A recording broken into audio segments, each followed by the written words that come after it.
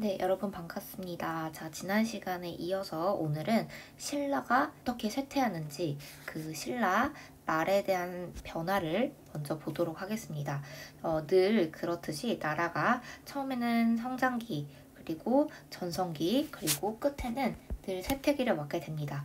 그 나라가 쇠퇴할 때 거의 공통적으로 드러나는 것이 왕권이 약화되는 모습을 볼 수 있습니다. 자, 신라에는 어떻게 신라말 때 왕권이 약화됐는지를 살펴보겠습니다. 당시에 우리가 배웠지만 신라가 무열왕 때부터는 무열왕계 직계 자손이 계속해서 왕위를 계승하게 됐는데요. 바로 무열왕계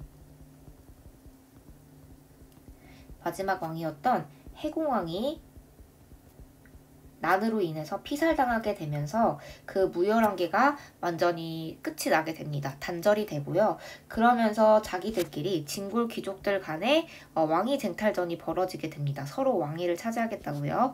그래서 150여 년간 무려 20명의 왕위가 계속 교체될 정도로 왕위 쟁탈전이 심했다고 보면 되겠습니다. 서로를 죽이고 왕이 되고 이런 식으로 계속 교체가 되다 보니 당연히 왕권은 약화될 수밖에 없고요. 반대적으로 선생님이 말했지만 왕권이 강해지면 귀족은 약해지고요. 왕권이 약해지면 귀족은 강해집니다. 자, 여기서 왕권이 약해졌기 때문에 당시 귀족 대표였던 누가, 상대 등의 권한은 강화됩니다.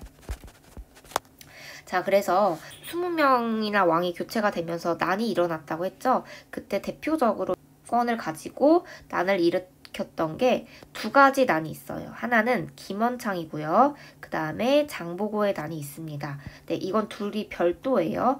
김원창 같은 경우에는 자기 아버지가 왕위에 올라야 되는데 밀렸거든요. 후순위로 밀리게 되면서 자기가 그 다음에 왕이 돼야 된다라는 식으로 하면서 이런 왕위 계승에 대한 불만을 가지고 이 김원창이 반란을 일으키고요. 장보고도 이 왕위 계승 쟁탈전에 대해서 가담하게 되면서 난을 일으키게 됩니다. 두 사람 꼭 기억을 해주세요.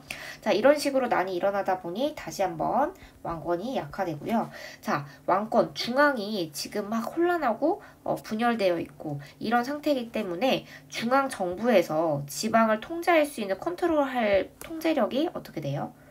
네, 약화됩니다.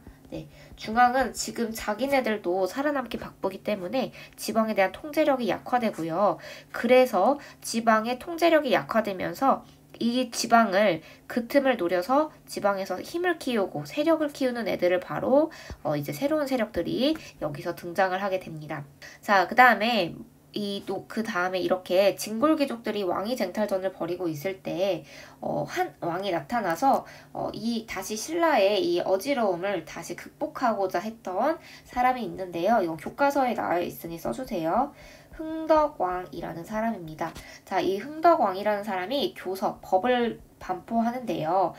여기서 뭐라고 했냐면 귀족들이 점차 세력이 강해지면서 사치 같은 거를 많이 부리기 때문에 사치를 금지하자. 사치풍조를 금지하고요. 그 다음에 골품 생활 양식을 지키도록 합니다. 그러니까 골품에 자기 그릇에 맞지 않게 사람들이 사치를 하니까 사치를 하지 말고 골품에 따라 너의 신분에 따라서 맞게 생활 양식을 지켜라 라는 식으로 해서 흥덕왕이 교서를 내리기도 합니다. 자, 어쨌든 간에 계속해서 중앙에서는 서로 왕위 쟁탈전을 하기 바쁘고 지방의 통제력이 약화되면서요. 이때 특히 농민들이 혼란한 이 사회 틈을 타서 봉기를 일으키게 됩니다. 일단 정부는 계속 무겁게 세금 낼 곳도 없는데 조세를 수치하려고 합니다. 그러니까 세금을 독촉하는 거죠. 그리고 귀족들도 이 농민들을 착취하기 시작하면서 농민들이 힘들어지게 되고요. 그래서 일으킨 게 바로 농민봉기인데 이 대표적인 난을 기억해 주세요. 대표적인 농민봉기는요. 네, 원종과 애노의 난이라는 게 있습니다. 너무 중요해요. 이것은 바로 언제 일어났냐면 진성여왕 때 일어나게 됩니다. 선생님은 이 진성여왕이 진상을 많이 부려서 진성여왕으로 기억을 했는데요. 이 진성여왕이 계속해서 이 농민들한테 세금 내라라고 해서 세금을 독촉하게 되면서 자기네들은 지금 먹고 살기도 바쁜데 국가에서 세금을 독촉하니까 열이 받아서 이 원종과 에노 이 두 사람이 주도해서 난을 일으키게 됩니다. 자, 이렇게 지금 나라가 혼란한 틈을 타서 선생님이 말했죠. 지방이 통제력이 약화됐기 때문에 지방을 통제할 수 있는 새로운 세력이 등장하게 됩니다. 바로 두 세력이 있는데요. 첫 번째는 머리, 브레인을 잘 쓰는 육두품이 있고요. 그리고 한쪽은 호족이 있습니다. 돈이 많고 그 지방에서 군사력을 갖고 있는 사람입니다. 특히 이 육두품은요. 뭐에 대해서 불만을 가졌냐면요. 골품에 따른 승진 관직이 제한되어 있는 것에 대해서 불만이 많았습니다. 그러니까 내가 지금 육두품이잖아요. 그러니까 골품에 따라서 내가 아무리 능력이 높아도 관직을 승진할 수 있는 골품에 따른 관직 승진이 제한되어 있기 때문에 그것에 대한 불만을 갖고 있었고요. 우리 호족은 돈도 많고 군사력도 있었기 때문에 본인들을 뭐라고 불렀냐면요. 기억하세요. 본인들은 성의 주인이다라고 해서 성주라고 하기도 하고요. 또는 장군이라고 스스로를 자칭하게 되면서 그 지역에 대한 통치권을 행사하게 됩니다. 힘이 점차 커지게 되는 거예요. 그래서 이 둘 다 육두품이나 호족 애들이 점자 신라에 반대하는 반신라적인 성향을 갖게 됩니다. 반신라적 성향을 갖게 돼요. 자, 그렇게 되면서 이 대표적으로 이제 신라에 반대하게 되면서 호족이 성장을 했는데 그 호족의 대표적인 두 사람이 견훤과 궁예입니다. 네, 이 두 사람이 계속 힘을 키우게 되면서 다시 새롭게 나라를 건국하니 네, 후고구려, 후백제 이런 식으로 나라를 건국하게 되고요. 둘 다 호족이에요. 호족입니다. 자, 그리고 이렇게 신라 나뉘게 되면서 다시 후삼국으로 분열되어 있는 상태를 볼 수 있고요. 자, 이렇게 얘네들이 나라를 새롭게 세울 때 새로운 사상이 등장하게 됩니다. 자, 이때 당시에는 뭐가 유행하게 되냐면요. 선종과 풍수, 지리설이 유행하게 됩니다. 자, 여기서 말하는 선종은요. 불교에는 교종과 선종으로 나뉘는데요. 이 교종은 보통 이 불교의 깨달음을 얻는 방법에 따라서 교종과 선종으로 나뉘는 거거든요. 교종은 경전을 읽고서 깨달음을 얻는 거예요. 그리고 이 선종은 참선, 그러니까 기도를 통해서 깨달음을 얻는 건데 잘 보세요. 자, 경전은 글을 읽을 수 있어야 됩니다. 그래야 깨달음을 얻을 수 있는 거죠. 글을 당시 읽을 수 있는 사람들은 귀족밖에 없었습니다. 그래서 이 교종은요. 귀족들의 어떤 후원 아래서 진골귀족 후원 아래서 성장을 한 종파고요. 이 선종 같은 경우에는 굳이 내가 글자를 읽지 않아도 내 마음에서 진심으로 우러나서 참선, 기도를 하게 되면 깨달음을 얻는다라고 했기 때문에 상대적으로 글자를 잘 알지 못했던 호족 세력들 같은 경우가 이 선종을 지원했다고 보면 되겠습니다. 그래서 이게 이렇게 같은 편이고 여기 같은 편인 거죠. 선종이 유행하게 되면서 호족들도 여기에 대한 지지 기반을 확대하게 되고요. 풍수지리설은 여러분들이 알 거예요. 그 지형에 따라서 그 땅의 기운에 따라서 미래를 이제 점치고 예언하는 건데요. 이때 경우에는 특히 경주 지금 수도 금성이 쇠퇴하고 있다. 그래서 새로운 나라를 건국하고자 그 경주 지역의 기운이 땅의 기운이 쇠했기 때문에 새로운 나라를 건국해야 된다라는 그러한 사상으로 발전하게 되면서 네, 이렇게 후삼국 시대로 등장할 수 있게 됩니다. 어쨌든 두 가지 사상이 나타나면서 중앙의 이 정부의 권위가 어떻게 됐다? 네, 약화되는 모습을 볼 수 있습니다. 그래서 지금까지 신라 말의 상황과 신라가 다시 후삼국으로 분열되어 있는 상황까지 봤습니다. 그러면 이제는 신라 바로 위에 있었던 이 발해라는 나라를 살펴보도록 하겠습니다. 이번에는 발해 부분인데요. 자, 발해의 건국과 발전 과정을 보도록 하겠습니다. 당시 일단은 고구려가 나당 연합군한테 멸망하면서 특히 고구려가 멸망하고 이 지역을 누가 지배하게 돼요? 네, 당이 잠깐 지배하게 됩니다. 당이 옛 땅을 지배하게 되고요. 그 당시에 당나라는요. 여기 고구려에서 살고 있었던 고구려 유민들을 강제적으로 중국으로, 그러니까 당나라 쪽으로 이주하게 됩니다. 네, 그래서 얘네들이 이제 이쪽에서 막 거주하고 있었는데요. 마침 당시 당나라에서 거란족, 유목민족이 반란을 일으키게 되면서 혼란스러웠고요. 그 상황을 틈타서 이 사람들이 이주를 하게 됩니다. 다시 도망을 가게 되는 거죠. 사람들이 이주를 하게 됩니다. 여기에 이제 속해 있던 이 주도자가 바로 누구였다? 네, 고구려 장군 출신이었던 대조영입니다. 자, 이 대조영이 고구려 유민들과 함께 다시 이동을 해서 어디에다가 나라를 건국했다? 네, 동모산이라는 근처에다가 발해라는 나라를 건국하게 됩니다. 그리고 본인들은 스스로 어느 나라를 계승했다? 네, 고구려를 계승한 나라다라고 하면서 우리 민족이다 라는 식으로 나라를 건국하게 됩니다. 자, 그러면 발해가 어떻게 발전했는지 살펴보도록 하겠습니다. 자, 건국 초에는요, 이들이 고구려를 계승했다고 했기 때문에 고구려가 가지고 있었던 옛 땅을 수복하기 위한 노력을 계속하게 됩니다. 그러면서 지속적으로 당나라를 견제하는 모습을 볼 수 있고요. 그 다음에 이제 왕이 새롭게 등장을 하는데, 자, 이 이름을 보면 알 수 있습니다. 무왕, 그 다음은 문왕, 선왕인데요. 이 무왕, 보통 무가 쓰여 있는 경우에는요, 힘쓸 무예요. 싸움을 잘한다는 거죠. 그래서 보통은 싸울 때 무왕을 얘기를 하고요. 무는 약간 문물이라고 생각하면 돼요. 문물을 받아들이고 수용하고 관계를 개선하는 형태의 왕이라고 보면 되겠습니다. 그래서 두 왕을 이름을 보고 비교할 수 있어야 되는데요. 이 무왕은 싸움을 잘한다고 했죠. 그래서 계속해서 이 고구려를 멸망시켰던 주역들이죠. 고구려 멸망시켰던 이 당나라와 신라에게 복수를 하기 위해서 계속해서 견제를 하게 됩니다. 사이가 안 좋아요. 싸워요. 그리고 무려 당나라의 산둥 지방을 공격합니다. 여기서 말하는 산둥은요, 이렇게 중국에서 이렇게 튀어나와 있는 이 지역을 산둥이라고 합니다. 여기를 공격하기도 합니다.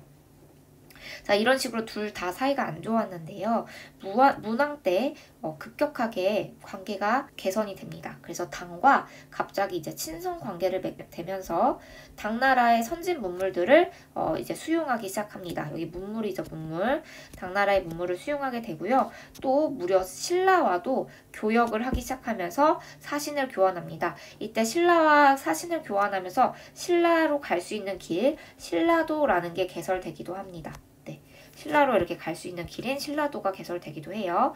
자, 그 다음에 당나라의 전성기 왕이 등장합니다. 선왕인데요. 자, 이때 전성기이기 때문에 이 중국에서 이 발해를 뭐라고 불렀냐면요.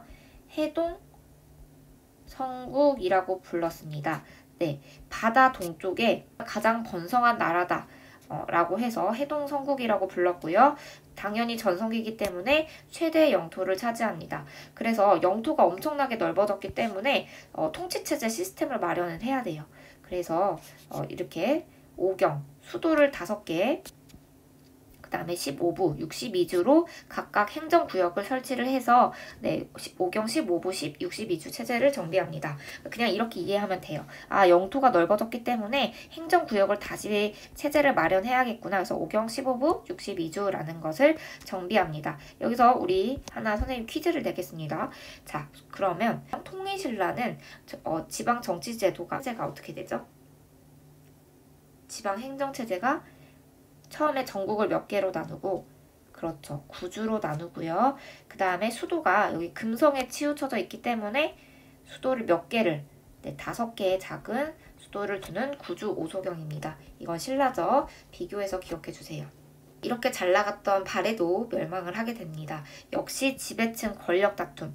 신라랑 비슷하죠. 신라도 진골 귀족들 간의 왕위 쟁탈전이 벌어졌던 것처럼 거란도 지배층 내에서 권력 다툼이 나타나게 되고요. 발해는요, 여기 유목민족이었던 당시 거란한테 공격으로 멸망당하게 됩니다. 네, 기억해 주세요. 거란.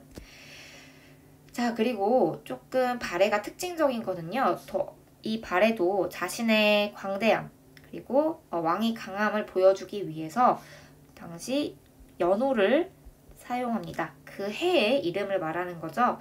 그래서 이난 1년, 이난 2년 이런 식으로 이난을 쓰는데 이거는 무왕 때 썼고요. 그 다음에 대흥 같은 경우에는 문왕 때 썼습니다. 그래서 문왕 때 대흥 1년, 예를 들어서 다시 한번 선생님 설명하자면 2022년인데 이때 문왕이 즉위했다. 그러면 대흥 1년이 되는 거고요. 2023년은 대응 2년 이런 식으로 이런 연도를 연호의 이름을 따서 이렇게 세게 됩니다. 그래서 이것도 왕권이 강대했구나, 당과 대등했구나 라는 것을 볼 수 있습니다. 왜? 연호는 황제만 사용할 수 있기 때문이죠. 자, 통치체제 다시 한번 보겠습니다. 중앙은 삼성, 육부로 나뉘고요. 이거는 당나라의 제도를 수용합니다. 하지만 명칭과 운영이 독자적이고요. 그 다음에 이 삼성에서는 정당성 중심으로 운영이 됩니다. 그 정당성이라는 부서의 장관은 대내상입니다. 대내상 기억해 주세요. 자, 그래서 선생님이랑 잠깐 그림을 보도록 하겠습니다. 일단 발의 영역인데요. 선생님이 말했죠. 선왕 때 오경 15부 62주로 영토가 넓어지면서 행정제도를 마련했다고 했죠. 자, 여기서 말하는 오경, 수도 5개 보이죠? 상경, 동경, 중경, 서경, 남경 이렇게 총 5개고요. 지금 여기 15부 보이죠? 이렇게 각 행정구역을 설치합니다. 또 여기서 62개로 나눠서 62주요. 자, 이거 오경 15부 62주 꼭 기억하시고요. 발해가 이렇게 됐구나. 그리고 이 거란한테 나중에 어떻게 된다? 네, 멸망당한다 라는 것을 우리가 알 수 있습니다. 자, 그 다음에 중앙통치제도로 선생님이 발해는 삼성, 육부라고 했죠. 자, 볼까요? 삼성, 그 다음에 총 6부입니다. 이거는 어느 나라에 모방했다. 당나라의 제도를 수용했다. 근데 당나라랑 다른 점이 있어요. 이걸 기억해야 됩니다. 당나라 다른 점. 자, 일단 당나라와 이름도 달라요. 일단 정당성 중심으로 되어 있고요. 이 정당성을 장관이 대내상입니다. 이걸 꼭 기억해 주시고요. 그 다음에 이렇게 정당성 중심으로 좌사정과 우사정 이렇게 2개로 쪼개서 운영이 됩니다. 그래서 이거를 이 육부가 정당성에 직속되어 있는데 2개로 쪼개져서 운영이 되기 때문에 이거를 이원적 운영이라고 합니다. 2개로 쪼개져서 나눠져서 운영된다. 그리고 육부의 명칭을 보면요. 당나라의 이게 명칭이거든요. 이호, 예병, 형공. 근데 발해는 독특하게 충부, 인부, 의부, 지부, 예부, 신부 이런 식으로 명칭을 바꿔서 만들었는데요. 충인, 의지, 예신. 어떤 이념이 담겨져 있을까요? 충인, 의지, 예신. 네, 여러분들이 알고 있겠지만 유교 이념이 반영되어 있음을 알 수 있습니다. 네, 그래서 다시 넘어가자면 이 독자적으로 운영된 게 어떻게 운영됐다. 육부가 좌사정과 우사정으로 쪼개져서 육부가 이원적 운영이 됐고요. 그 다음에 두 번째, 육부의 명칭이 어떻다? 유교 이념을 담고 있다. 그래서 조금 중국 당나라와 다른 모습을 보이고 있다라는 것을 기억하면 되겠습니다. 그리고 선생님이랑 아까 봤죠. 지방은 관리를 파견하는데 행정구역 어떻게? 오경 15부 62주로 나누어서 지방 행정을 관리하고요. 특히 가장 말당의 그러니까 촌락 마을 같은 경우에는 당시 촌장이 또는 수령이라는 사람이 자체적으로 그 지역을 지배하기도 합니다. 네, 기억해 주세요. 그리고 군사는 중앙에는 10위를 두게 됩니다. 자, 그럼 우리가 신라는 어떻게 했죠? 중앙군은 구서당이라고 했죠. 이게 중앙이고 그러니까 수도를 방비하는 쪽이고 그 다음에 십정은 지방군이죠. 잘 기억을 해주세요. 여긴 10위는 중앙군이고요. 여기서는 신라에서는 구서당이 중앙군이고 지방은 십정이라는 군대가 주둔하게 됩니다. 우리가 지금까지 발해까지 살펴보았습니다. 그래서 여기까지는 고대 국가 파트는 거의 다 끝났고요. 다음 시간에는 고대 국가의 그 당시 삼국시대 때 어떤 문화가 발전했는지 문화 파트를 보고 완전히 마치도록 하겠습니다. 네, 강의 듣느라 수고 많았습니다.